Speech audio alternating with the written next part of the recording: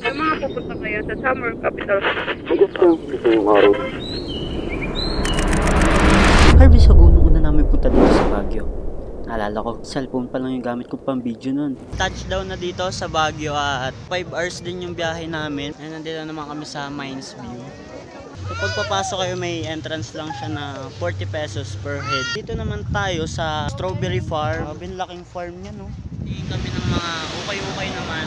So tapat lang siya ng Burnham Park. Same vibe pa rin naman ang Baguio since nung una namin punta dito. May mga lugar na din dito na mas napaganda pa nila.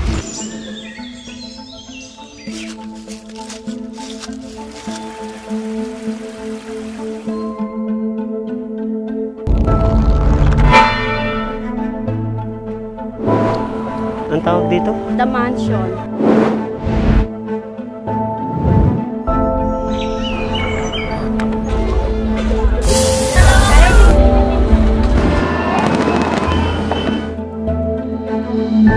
Ano yung last day namin dito sa Baguio?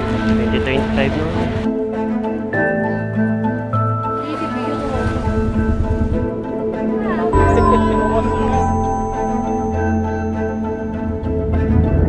Alam ko nabitin kayo dahil yan lang yung mga na-recover kong files dito sa Baguio trip namin.